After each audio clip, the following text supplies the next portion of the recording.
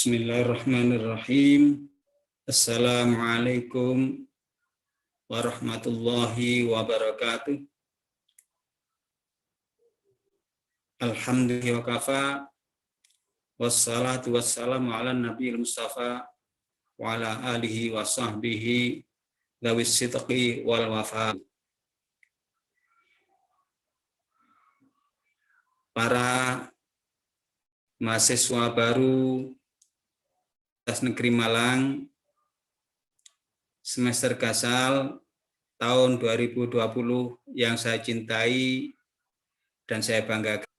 Syukur alhamdulillah pada pagi hari ini saya bisa bertemu dengan kalian secara virtual rangka mengadakan kegiatan Tafaqquh fi Dinil Islam atau TDI yang diadakan setiap hari Sabtu dalam rangka memenuhi tugas untuk mengikuti kuliah pendidikan agama Islam.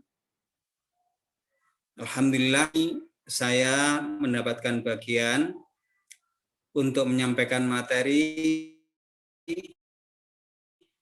yang berkaitan dengan kesantunan berbahasa menurut Islam. Salah satu yang ada di dalam ajaran Islam ada bagaimana manusia itu bisa hidup santun, bisa hidup secara baik, berdampingan dengan sesama manusia, baik itu beragama sama maupun beragama berlainan, baik suku bangsanya sama maupun suku bangsanya berlainan, baik itu sama dalam pilihan organisasi maupun beda, semua harus kita perlakukan sesuai dengan prinsip kesal. Pagi hari ini saya akan sampaikan bahwa salah satu ajaran Islam adalah kesantunan berbahasa. Kesantunan berbahasa ini bukan dalam Al-Quran maupun hadis, tetapi contohkan langsung oleh Rasulullah Shallallahu Alaihi Wasallam sebagai Nabi yang menjadi panutan kita dari kita hidup sampai kita meninggal dunia. Kesantunan dalam berbahasa, pijakan ayatnya adalah pada surat Ali Imran ayat 133 yang berbunyi a'udzubillahi minasyaitonirrajim wasari'u ila maghfiratin mir rabbikum wa jannatin 'arduhas samawati wal ardh u'iddat lil muttaqin. Menuju ampunan Tuhanmu dan menuju surga yang luasnya seluas langit dan bumi. Diakan oleh orang-orang yang bertakwa. Siapa orang bertakwa? Mereka adalah alladzina yunfiquna fis sarra'i wal kadhiminal ghaidha wal 'afina 'anil nas. Wallahu yuhibbul muhsinin. Ciri pertama adalah yunfiquna fis sarra' wad dharra, yaitu orang-orang yang mau berinfak baik dalam keadaan lapang maupun dalam keadaan. Yang kedua wal kadhiminal yaitu orang-orang yang mampu meredam amarah. Yang ketiga, aninas, suka memaafkan pada orang lain, berbuat baik. Yang keempat, audzalamu akarullah fastaghfaru lidzunubihim.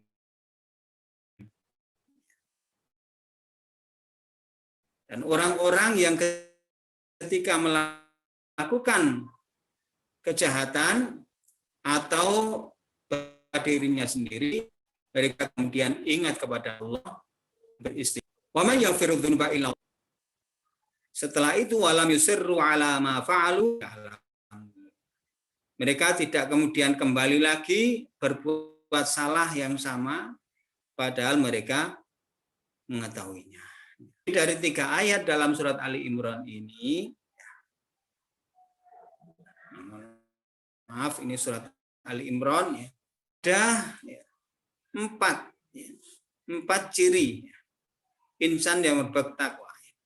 Kita semuanya sebagai muslim harus senantiasa meningkatkan takwa Allah. Setiap hari Jumat, khotib Jumat selalu berpesan kepada semua. Di dalam surat Ali Imran disebutkan ada 4. Yang adalah berinfak ketika mau berinfak. Biasanya. Tetapi ketika sempit, mereka tidak mau berinfak. Hal lapang maupun sempit itu ukurannya sangat nisbi. Orang yang uangnya banyak, hartanya banyak, mereka masih merasa berarti mereka masih sempit. Sedangkan ada orang yang hanya sedikit hartanya, tapi mereka merasa sudah cukup, berarti lapang. Itu tidak dibatasi bagi orang yang kaya harta, tetapi siapapun, baik ketika lapang, kita berinfak. Ketika kita pas-pasan, kita juga tetap berinfak, tentu dengan kadar masing-masing. Orang yang punya uang 1 miliar, ketika dia berinfak hanya dengan 100.000, itu sangat kecil. Tetapi orang yang punya uang 1 juta,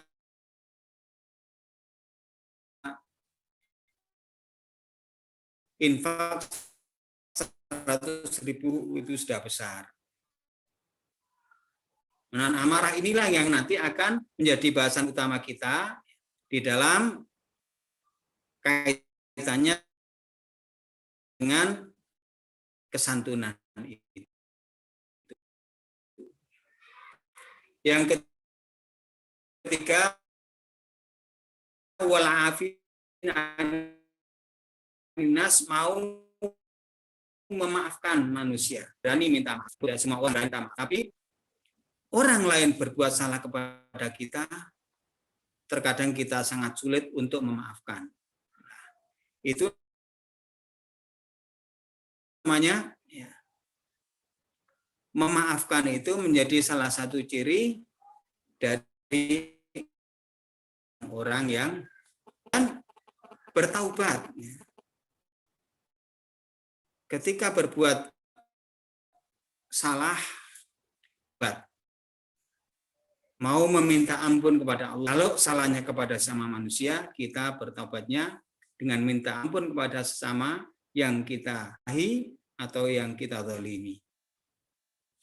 Nah, sekarang mari kita fokus, anak-anak sekalian, pada menahan aziminal ghaidh. Apa bentuk amarah itu? Amarah itu berasal dari bahasa Arab ammarah. Nafsul ammarah salah satunya disebutkan dalam surat Yusuf ya. Wa ma ubarri'u nafsi innan nafsaratun bisu. Saya tidak akan membiarkan nafsu saya mengumbar nafsu saya. Karena itu biasanya sebagian besar adalah ammaratun, selalu mengajak bisu pada. Jadi tabiat nafsu yang utama itu mengajak kejahatan. Nah, nafsu ammarah itu ada yang hanya bersifat perbuatan hati. Ada yang sampai pada ucapan, ada sampai perbuatan. Yang ada pada hati mungkin prasangka buruk atau suudzon. Suudzon ini dilarang oleh agama. Kemudian dendam, itu dendam. Kemudian benci, iri hati atau hasad. Tajassus, tajassus itu selalu mengintai, mencari-cari kesalahan orang lain.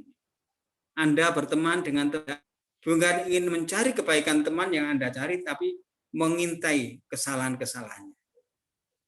Kemudian sombong, itu semuanya sifat-sifat manusia yang dilatar belakangi oleh nafsu ammarah.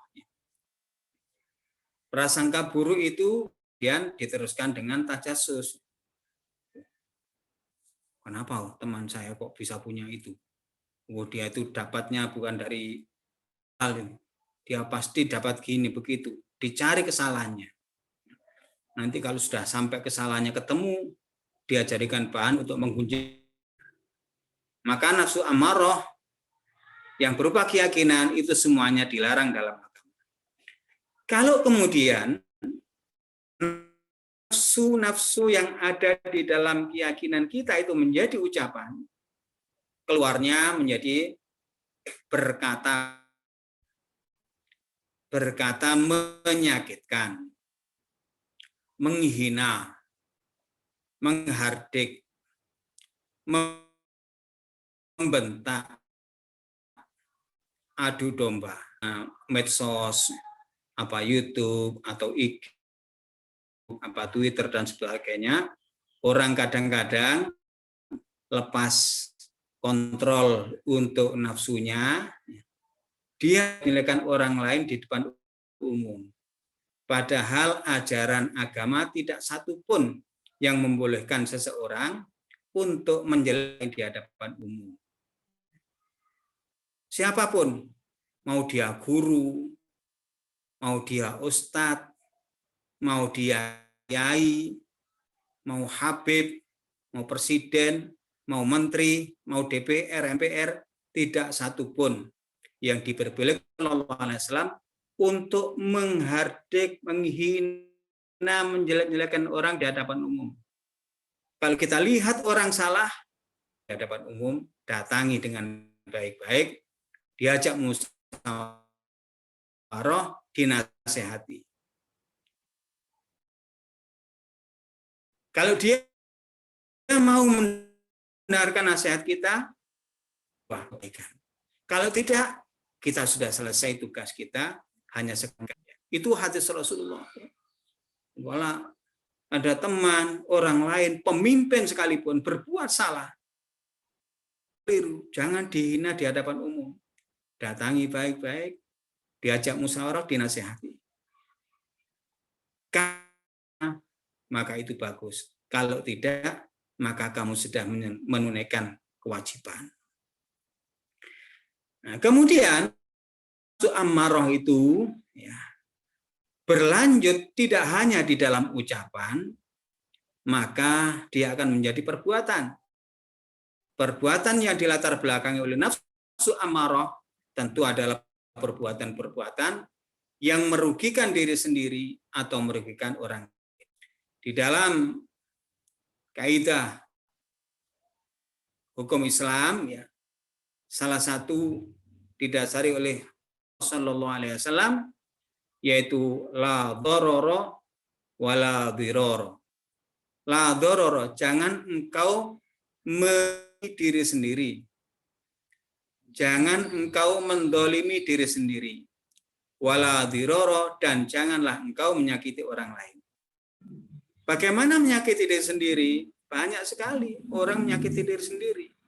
Minum minuman keras. Itu badannya menjadi penyakitnya banyak sekali. Itu menyakiti diri sendiri.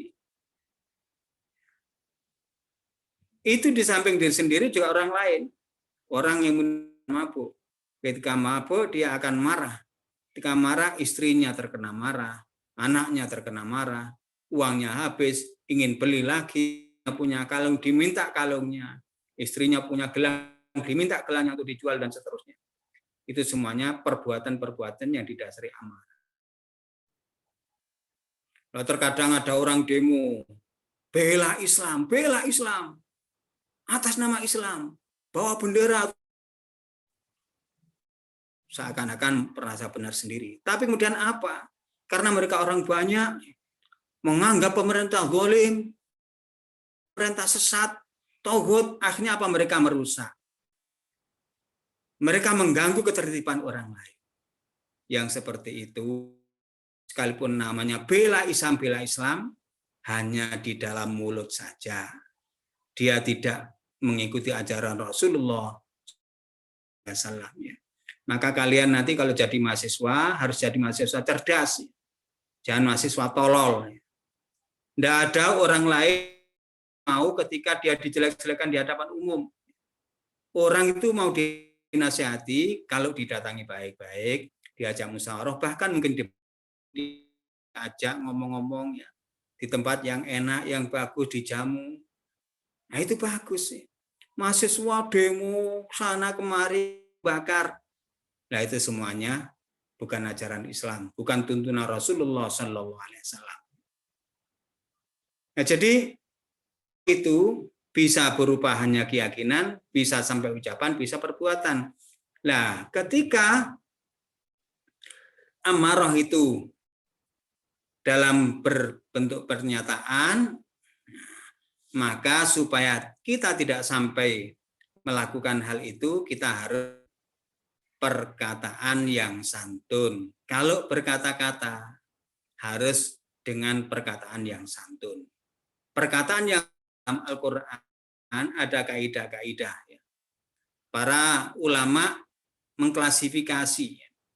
Di dalam Al-Quran itu ada kata qaulun, itu artinya ucapan. Atau qaulan, ucapan. Yang diikuti oleh naat, oleh sifat-sifat tertentu. Dan 6. Perkataan yang baik. Qaulan ma'rufan. Perkataan qaulan kariman. Perkataan yang membekas. Qaulan balighon. Perkataan yang benar. Qaulan sadidan. Perkataan yang lembut. Qaulan layyinan. Perkataan yang pantas. Qaulan maisuro. Coba mari kita lihat satu persatu ya, dari jenis perkataan itu yang ada di dalam ayat Al-Quran. Ini ya. Yang pertama ini ada dalam surat Al-Baqarah 263. A'udzubillahi qaulun ma'rufun wa maghfiratun khairum min shadaqatin yatba'uha adza wallahun halim. Perkataan yang baik atau dan pengampunan itu lebih pada sedekah yang diikuti oleh menyakitkan. Sedekah tapi menyakitkan orang yang disedekahi. Halim, Allah itu Maha Kaya dan Maha Bijaksana. Sedekah itu baik. Mengasihi orang sesuatu baik, sangat baik, banyak, besar. Tetapi kalau kemudian sedekah itu dibarengi dengan perkataan yang menyakitkan orang lain, maka tidak ada baiknya. Qaulun ma'rufun, berkata yang baik itu lebih baik daripada sedekah. Jadi umpamanya biasanya nanti mahasiswa kalau sudah kalian nanti jadi mahasiswa beneran di kampus, ada kegiatan apa, kalian membawa proposal orang. Seseorang itu kemudian tanya dari mana? Dari fakultas ini teknik. Mau apa ini? Mau ada acara. Ini minta sumbangan Pak, biar acaranya sukses gini. Oh gitu ya, ya. Mohon maaf ya, sebetulnya saya senang ya. Ini saya senang dan saya dulu ketika mahasiswa juga demikian. Tapi maaf sekali ya. Untuk sekarang saya belum bisa ngasih karena ini kebutuhan saya lagi banyak dan saya bulan ini masih pas-pasan. Mohon maaf ya, jangan kapok, nanti kapan-kapan datang ke sini lagi. Itu lebih baik dari apa itu proposal ya. Mahasiswa selalu minta terus ngasih uang 50.000, 100.000. Udah sana paling besok datang yang gitu aja. Lah, yang pertama tidak ngasih tapi ucapannya bagus. Yang kedua ngasih tapi ucapannya itu lebih baik yang pertama. Namanya qaulun ma'rufun. Yang kedua, idhaba ila fir'auna innahu tagha. Lah ini yang penting siswa. Idhaba ila fir'auna innahu tagha. Allah menyuruh Nabi Musa dan Nabi Harun. Idhaba, pergilah kalian berdua ila fir'auna, kepada Fir'aun. Innahu tagha. Sesungguhnya Fir'aun itu orang yang melampaui batas. Batas kemanusiaannya dilampaui menjadi orang yang mengaku Tuhan. Jadi orang yang sangat jahat Fir'aun itu. Tapi sekalipun demikian anak-anakku, ayat berikutnya mengatakan faqula lahu qaulan layyinan. Berkatalah kepada Fir'aun dengan perkataan yang lemah lembut. La'allahu yatadzakkaru aw yakhsha. Agar dia bisa menjadi orang yang ingat atau takut kepada Allah. Fir'aun orang yang paling jahat, paling memusuh, paling zalim pada manusia. Allah mengatakan, berkatalah kepada Fir'aun dengan ucapan yang lemah lembut. Nah sekarang tidak, orang beda partai, ya, beda pilihan presiden, beda pilihan kepala gubernur atau apa, sudah habis-habisan. Seakan-akan orang yang bukan pilihannya adalah binatang atau lebih jahat daripada binatang. Kali-kali ya, kemarin waktu ada demo apa, dulu waktu Pilpres 2019, kalian mungkin sudah belum waktu itu. Gimana orang menghujat? Setan, setan, setan, binatang. Semua kejelekan-kejelekan binatang setan ditimpah ruahkan pada seorang calon presiden. Bahkan pun yang sangat dihormati oleh orang banyak dihina. Nah itulah. Seperti itu bukan akhlak Islam. Itu bukan akhlak Islam. Siapapun yang mengatakan, jangan diikuti. Jangan kata bela Islam, kemudian kalian ikut begini begitu. Bela Islam itu hanya apa itu? Jargon politik.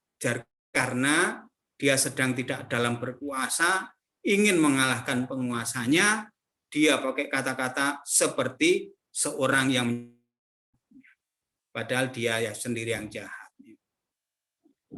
Nah, yang ketiga, qaulan baligho. Perkataannya hati. Bagaimana supaya perkataan membekas di hati? Ya, datangnya harus dari hati. Kalau perkataan itu datangnya hanya tidak didasari hati, ya sampainya hanya ke telinga, kemudian hilang. Saya punya guru saya di pesantren dulu ketika mengajar. Perkataannya lemah lembut, kemudian ngomongnya itu bagus. Menasehati tidak pernah melarang. Ingat ya, guru saya dulu di pesantren, beliau orang yang suka pakaian putih dan pakaian bersih. Beliau tidak suka pakaian batik.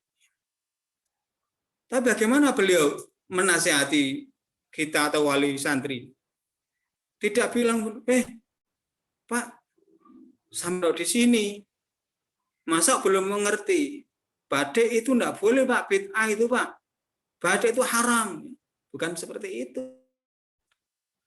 Pak Kiai ketika wali murid datang, wali santri datang ngomong, ditanya satu persatu, gimana ya, bahasa Indonesianya? Gimana Pak? Sehat nggih? Sehat. Keluarga saya nggih? Saya. Nah, kemudian yang pakaian batik ditanya. Saya nggih, kelambine jenengan saya nggih. Nah, itu bahasa Indonesianya bagus ya Pak ya.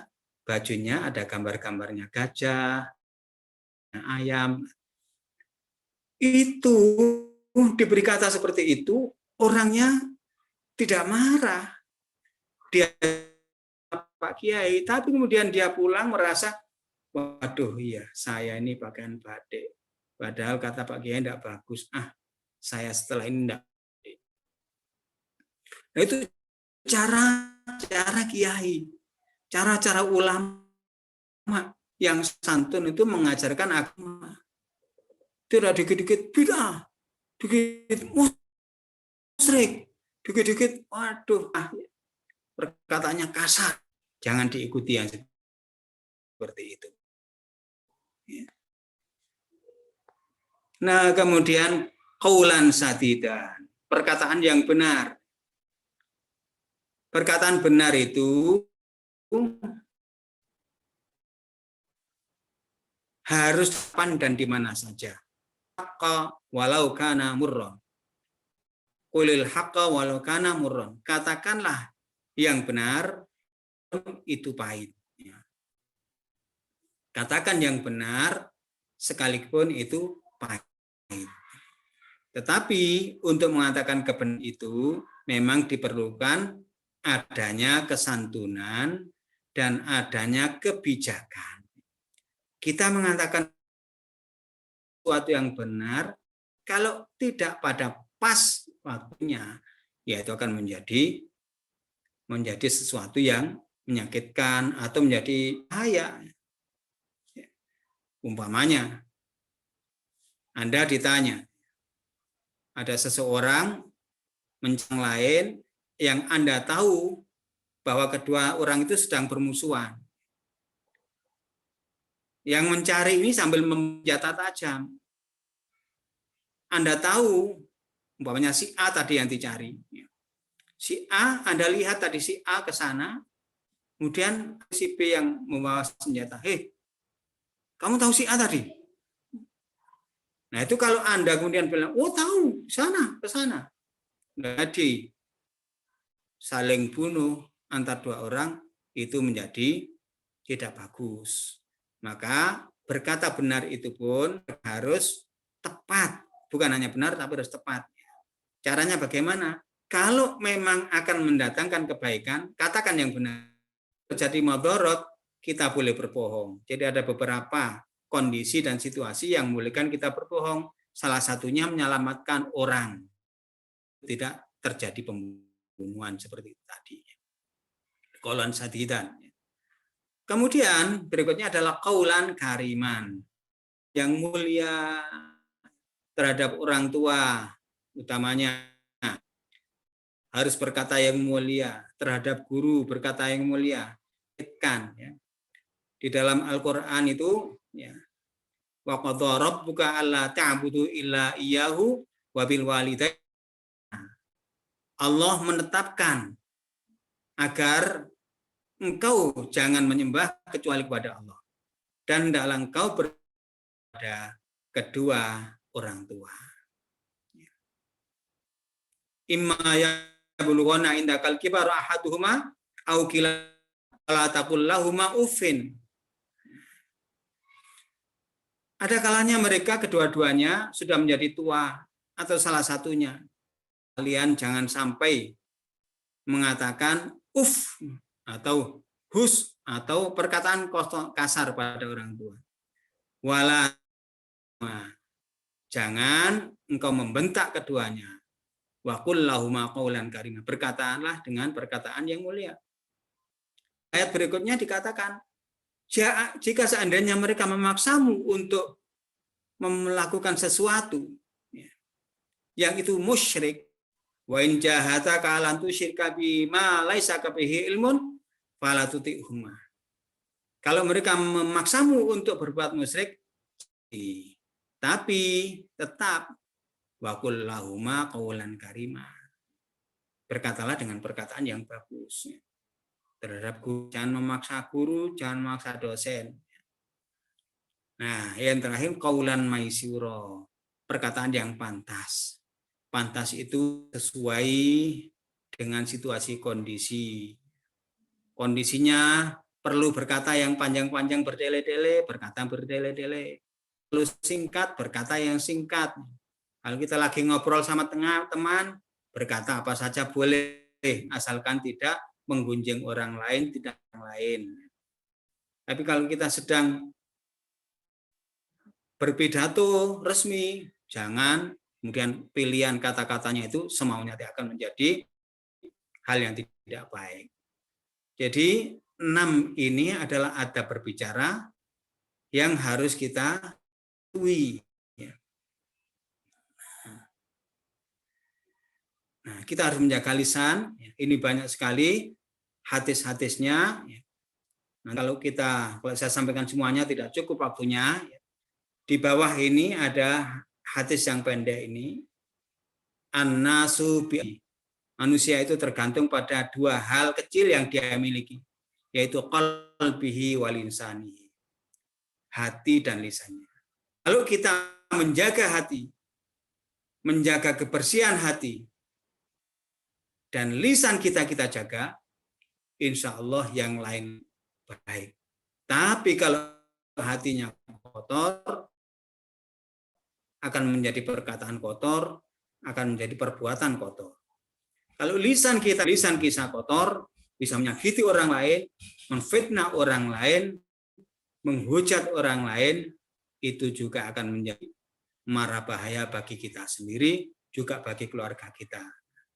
Nah, yang terakhir, ini slide yang terakhir. Nah ini, nanti kalau kita kesantunan kepada dosen atau kepada guru, ya, ketika WA, itu didahului permohonan maaf, mohon maaf Pak, ya, nama saya A, ya. Sapaan hormat, sapaan hormat itu Bapak atau Ibu, ya. Jangan langsung, Pak saya besok izin ya acara, nah itu tidak bagus. Mohon maaf Bapak, nama saya Fitri, saya besok mohon izin tidak bisa ikut karena orang tua lagi punya hajatan. Itu kalau berupa WA. Kalau berupa ucapan dengan lisannya lebih rendah daripada gurunya, ya. Jangan berkata lebih kencang daripada suara gurunya. Gesturnya juga harus jelas, ya. Kalau orang Jawa dengan guru harus menunduk. Artinya pandangannya jangan melotot pada pandangan guru kalau tradisi Jawa, ya. Lain dengan tradisi Eropa, kalau diajak ngomong orang lain harus memandang, sama-sama memandang pelupa matanya. Kalau orang Jawa, kalau orang yang terhormat, kita tidak menghadap wajahnya tapi menunduk. Pakai kalimat tidak langsung. Kalimat tidak bagaimana? Umpamanya kita melarang orang lain, jangan pakai kata melarang, ya. Tetapi dengan kata yang larangan. Contoh umpamanya, kalian kegiatan kampus, kursi yang di depan sudah ditata. Kursi 1, 2, 3, 4, 5, rektor, wakil rektor, dekan, dan seterusnya.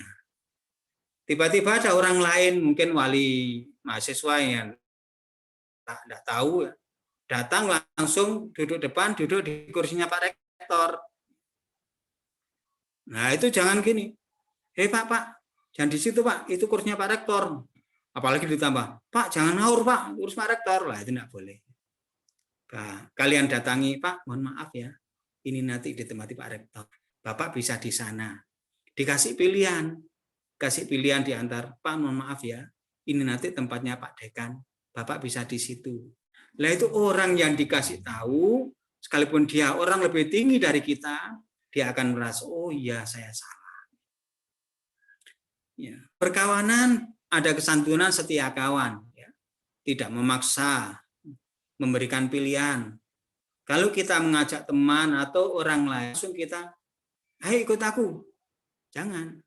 Ditanya dulu, Mas, lagi ngapain? Nggak ngapa-ngapain. Nah, itu lebih sopan. Daripada, ayo ikut, pokoknya harus ikut. Nah, ada orang kadang-kadang seperti itu. Tidak sih orang yang diajak bicara itu sedang penting, sedang punya urusan, sedang apa, yang penting dia mengajak. Nah, itu namanya tidak sopan. Kita juga jangan segan memuji kalau memang pujian itu menyenangkan orang. Sekalipun sebetulnya makna memuji supaya senang. Contoh, mahasiswi sering banyak beli pakaian, beli jilbab dan sebagainya. Dia beli jilbab, kemudian dibilang sama temannya, Mbak, aku baru beli jilbab baru ini Mbak, bagus ya? Padahal dalam dirinya, gitu kok bagus ya? Bagus, oh bagus. Beli di mana itu? Itu ke sana. Oh iya memang bagus di sana ya. Harganya berapa? 60.000. Oh iya bagus. Menyatakan kesetujuan. Sekalipun dalam hati gitu dibeli 60. Saya beli 40 boleh. Jangan gitu, nanti dia kecewa. Setiap kawan itu bisa merasakan apa yang dirasakan orang lain. Kata orang Jawa, lek kue dijewit loro ojo njiwit. Lek kue dikai mangan seneng kek ono mangan. Kalau kita dicubit orang lain sakit, jangan mencubit. Sebaliknya kalau kita suka dikasih, memakai kalimat tidak langsung, memahami posisi lawan bicara. Dalam berbicara dengan orang lain, hanya posisi kita lebih tinggi, ada lebih rendah, ada sama. Ada hubungan kita lebih akrab, kurang akrab, dan seterusnya. Semuanya ada tata caranya untuk kesantunan. Kalau teman akrab sudah ngomong apa saja, enggak apa-apa. Tapi kalau orang yang enggak kenal, harus pakai kesantunan seperti itu. Anak-anak sekalian, semua mahasiswa, itulah beberapa hal yang tentang kesantunan berbahasa. Mari kita menjadi mahasiswa yang baik, yang bijak, yang santun di dalam berbahasa, santun di dalam berperilaku, dan akhirnya kita menjadi manusia yang baik, diterima di sisi orang banyak, diterima di masyarakat, dan baik juga menurut Allah Subhanahu wa Ta'ala. Demikian yang bisa saya sampaikan. Ada kurang lebihnya mohon maaf. Semoga kita senantiasa diberi hidayah oleh Allah, dibimbing menuju yang benar, dan diberikan pertolongan untuk nanti ketika kita diambil nyawa dalam keadaan husnul khotimah. Amin ya rabbal alamin. Walafu minkum. Wassalamualaikum warahmatullahi wabarakatuh.